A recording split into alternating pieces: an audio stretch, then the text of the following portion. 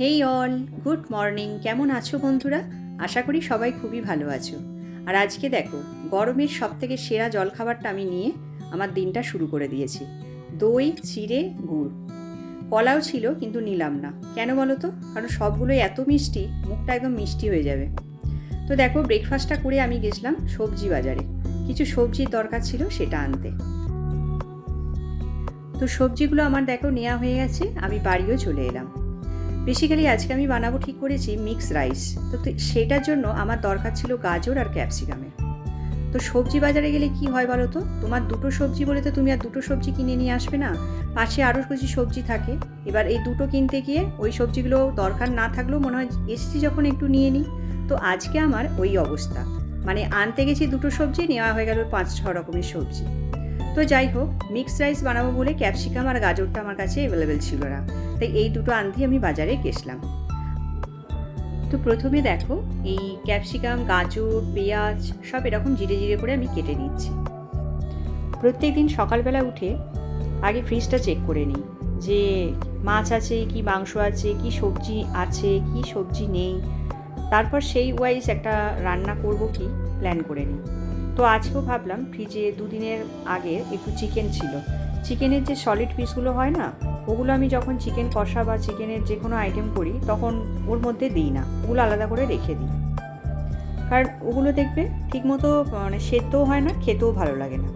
তো ওইগুলো আমি এই মাঝের মধ্যে এক একদিন বের করে ছোট ছোট কিমার আকারে কেটে একটু মিক্স রাইস করি, বা একদম ছোট ছোট ওরকম কিমার আকারে কেটে একটু কষা কষা বানাই, যেটা পরোটা বা রুটির সাথে খেতে খুব ভালো লাগে।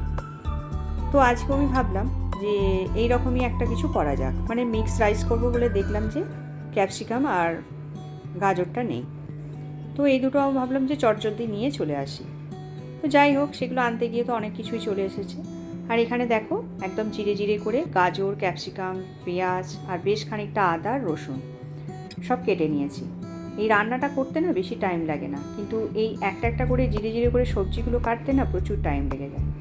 তো এখন দেখো, এই সলিড পিসগুলো আমি একদম ছোট ছোট কিমার আকারে কেটে নিচ্ছি। আর এই রান্নাটা করতে গেলে আদা রসুনটাকে না একদম মিহি করে পেস্ট না করাই ভালো। আমার মনে হয় একটু দানা দানা রেখে দিলে ওটা বেশ মানে বেশি টেস্টি হয় আর খেতেও খুব ভালো লাগে। এই যে দেখো, আমি এরম করে ঠিক একটু পেস্ট করে নিয়েছি, মানে আমি একবারই মিক্সিটা একটু ঘুরিয়ে নিলেই জাস্ট এটা হয়ে যায়। তো দেখো, পেঁয়াজটা আগে ভাজতে দিয়ে দিলাম, আর পেঁয়াজটা ভাজার সময় আমি কতগুলো কাঁচা লঙ্কা দিয়ে দিয়েছি, আবার পরেও কিছুটা কাঁচা লঙ্কা এতে অ্যাড করে দেব।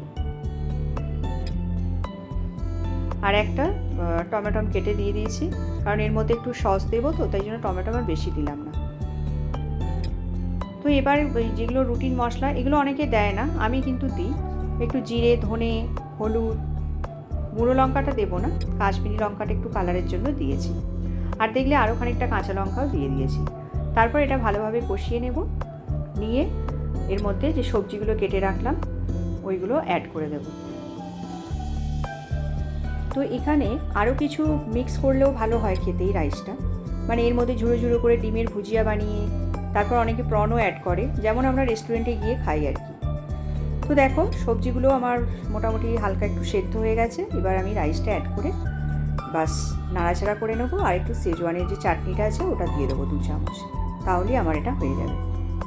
আর আজকে এর সঙ্গে আর কিছুই বানাইনি, জাস্ট একটু রায়তা বানাবো আর এই রাইসটা, ব্যাস এই দিয়ে আজকে লাঞ্চ।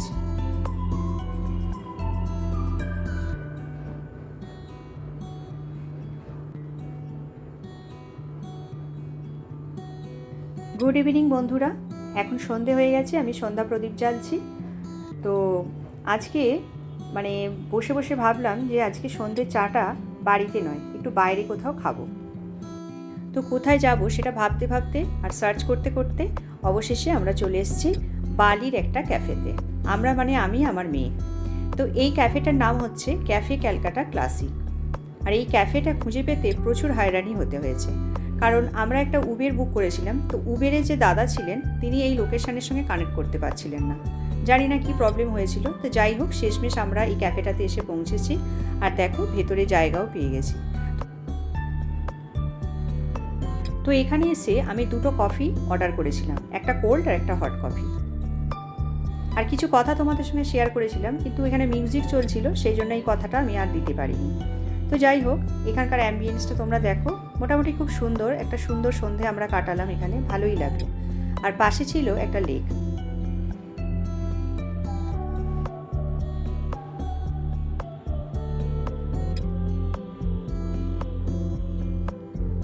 তো এই দেখো, এইটা হচ্ছে হট কফি, এটা আমি নিয়েছি, আর এটা হচ্ছে কোল্ড কফি। কোল্ড কফিটা খেতে মেয়ে খেয়ে বললো খুব সুন্দর হয়েছে। আর এইটা দেখো আমার হট কফিটা, যার মধ্যে একটু বেশি করে আমি চিনি মেশাচ্ছি, কারণ চিনি অ্যাড করে বেশি কফি খেতে আমার খুব ভালো লাগে।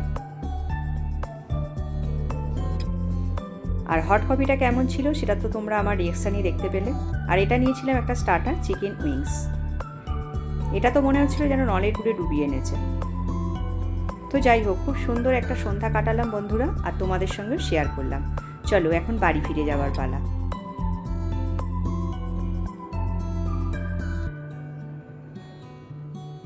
তো বন্ধুরা, আমি এরকমই, যখন যেটা মন চায়, নিজের সময় আর সামর্থ্য এই দুটোকে মাথায় রেখে সেই ইচ্ছাটা আমি পূরণ করার চেষ্টা করি। কারণ আমরা তো জানি না যে জীবনের কোন মোড়ে গিয়ে জীবনটা হঠাৎ থেমে যাবে। আমার মনে হয় প্রত্যেকেরই তাদের যার যার সামর্থ্য অনুযায়ী জীবনের ছোট ছোট খুশিগুলোকে উপভোগ করা দরকার। আর এটাই তো জীবন, তাই না? আর জীবনে দেখবে এই ছোট্ট ছোট্ট পাওয়াগুলোর মধ্যে অনেক আনন্দ লুকিয়ে থাকে।